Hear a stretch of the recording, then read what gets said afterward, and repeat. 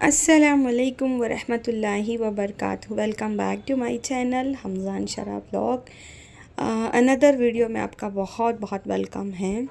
तो आप मैं जो है ना ये मंथली डीप क्लीनिंग वीडियो लेकर आई हूँ। तो जो ये एफ़र्ट आप लोगों को दिख रहा है ना, ये इतने आसानी से नहीं हो गया कि एकदम जस्ट लुकिंग लाइक वाव दिख रहा है ना, हर चीज़ जगह पे खूबसूरत। तो इसको इतना वेल ऑर्गेनाइज्ड बनाने में कितनी मेहनत लगी है, तो इसके पीछे की मेहनत अभी आपको मैं दिखाती हूँ। तो व्लॉग को पूरा देखिएगा, कुछ टिप्स और ट्रिक्स भी मैं आप लोगों के साथ में शेयर करूँगी। एक हाउसवाइफ घर को वेल ऑर्गेनाइज्ड कैसे रख सकती है, सारी चीज़ें कैसे हम सेट कर सकते हैं, क्या करना चाहिए, वीकली कैसे, मतलब ऐसे तो सभी डीप क्लीनिंग करते हैं लेकिन वीकली 15 डेज़ और प्लस मंथली। तो चलिए बिना देर करे जो है ना सारा इफ़ल्ट आपको दिखाती हूँ। आपने ये देखा, बिफ़ोर देखा, आफ्टर देखिए। तो सबसे पहले है ना मैंने शुरुआत की थी वार्डरोब ऑर्गेनाइज़ करने से।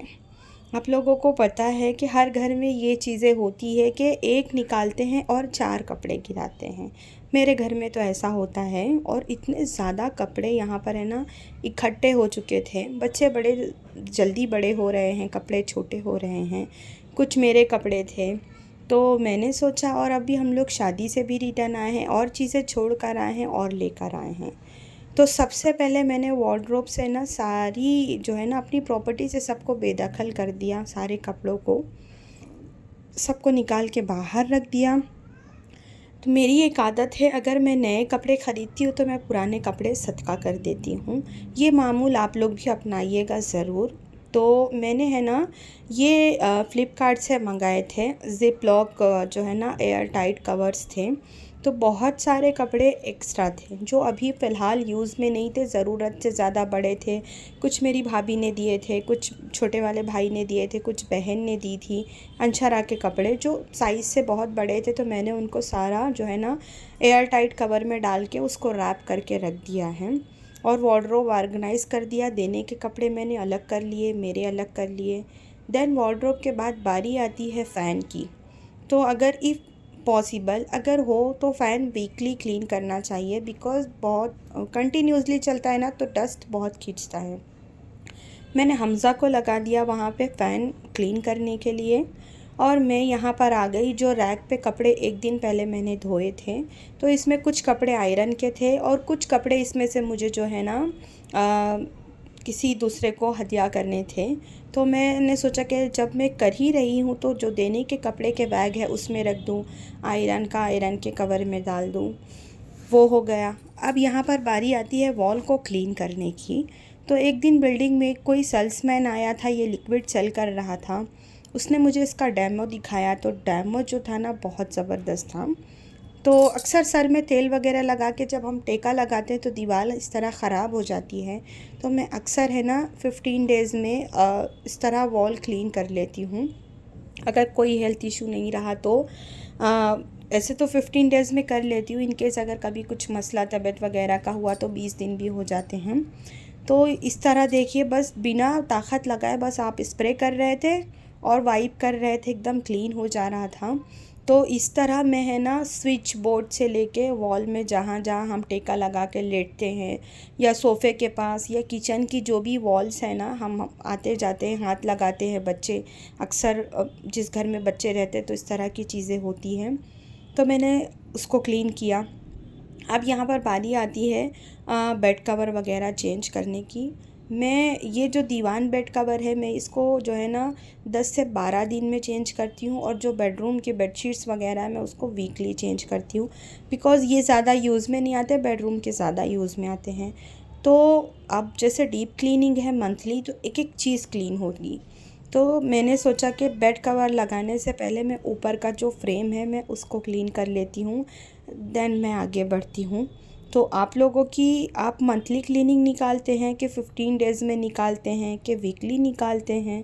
और हाँ, कुछ कुछ चीज़ें ऐसी होती हैं ना जिन पे हाथ रोज़ मारना पड़ता है।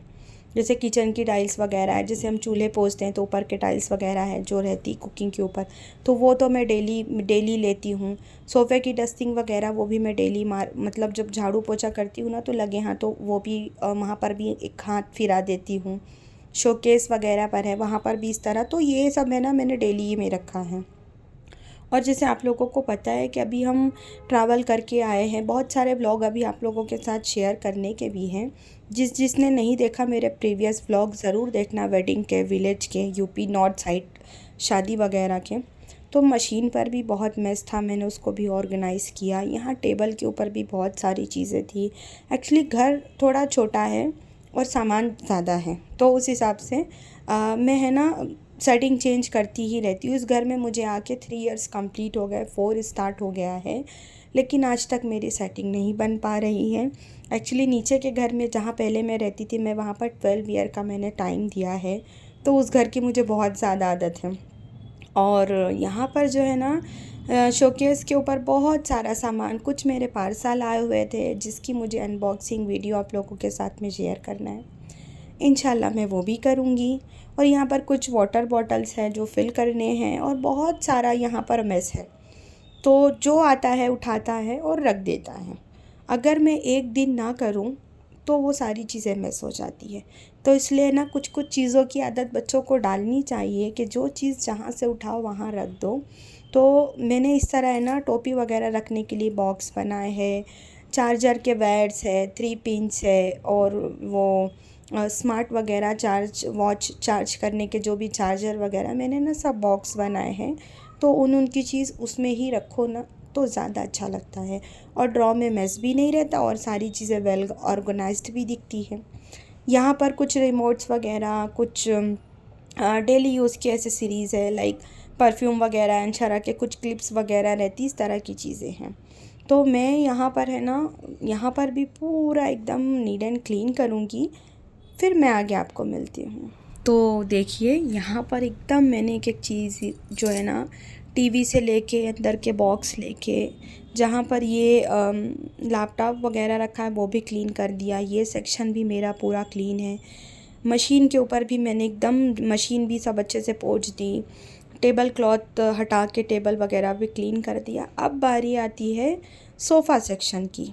तो मैं है ना मेरी विंडो हमेशा खुली रखती हूँ, तो उसके वजह से सेकंड फ्लोर पे मेरा घर है और बाहर से जो है ना, और मेरा घर एकदम रोड पे है, तो डस्ट इतनी आती है तो मैं है ना परेशान हो जाती हूँ।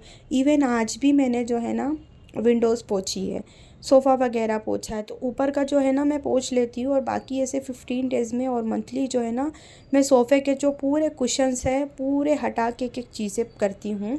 तो यहाँ पर अंशरा आ गई हेल्प के लिए, और ये है ना एक बहुत अच्छी आदत है कि आप अपने साथ बच्चों को भी लगा के रखिए। एटलीस्ट वो उतनी देर जितनी देर वो आपके साथ रहेंगे वो फ़ोन से दूर रहेंगे। तो खैर अंशरा की आदत है, वो ज़्यादातर वक्त है ना ड्राइंग और कलरिंग में वेस्ट करती है पढ़ाई के अलावा। और मेरे बच्चे हैं ना पढ़ाई में बहुत अच्छे हैं माशाल्लाह, मैं आपको ये बात क्लियर कर दूँ। तो मैं वहाँ पे मैंने ना सब पोंछने के बाद में मैंने ये है ना कुशन कवर श्री रामपुरम से बाय किया था, और ये सोफ़ा कवर भी। तो मैंने सोचा कि क्यों ना मैं ये लगाती हूँ। तो वो सेक्शन भी क्लीन हो गया है, मैं आपको भी दिखाऊंगी इंशाल्लाह। अब बारी आती है, मैंने ऐसा ना मिडल सेक्शन में मैंने यहाँ पर कर्टन्स डाले हैं। मेरे हस्बैंड के फ्रेंड सर्कल आते हैं ना, तो हम लोग उनके सामने बाहर नहीं आते, तो हम क्या करते, बीच का कर्टन जो है ना एज आ पार्टीशन यूज़ करते हैं। तो मैंने हमज़ा को यहाँ पर काम पे लगा दिया, और बाकी टाइम जब कोई फैमिली के रहते तो ये कर्टन हम पार्टीशन यूज़ नहीं करते, उसको हम जो है ना रोप से बांध के छोड़ देते हैं। तो जो वहाँ पर तोरण लगा हुआ है कंदील टाइप का, वो भी मैंने हमज़ा को बोल के क्लीन किया। अब बारी आती है ये डोर की। तो ऑफ वाइट कलर है, ये भी खोलते हैं बंद करते हैं तो दाग लग जाता है। ये चीज़ें है ना मैंने मेरी बड़ी वाली भाभी से सीखी हूँ। मेरी बड़ी वाली भाभी अक्सर है ना डोर को पोंछते ही रहते थे, तो मैं समझती थी क्या इनको ये ओसीडी है, क्यों ये परेशान रहते हैं। लेकिन अब ये वही ओसीडी मेरे अंदर भी है। अगर डोर गंदा रहा ना तो मुझे बहुत इरिटेट होता है। तो हमज़ा मेरा बोल रहा था, माँ तुम डोर का कलर ही चेंज कर दो। तो मैंने सोचा हाँ इंशाल्लाह करेंगे कभी, देखो कब पॉसिबल होता है, क्योंकि ये इतना गलीज़ होता है ना। और मेरे घर में मुंबई में डोर का कलर भी सेम कलर था, ऐसे ही ऑफ वाइट में, तो बहुत गंदा होता है।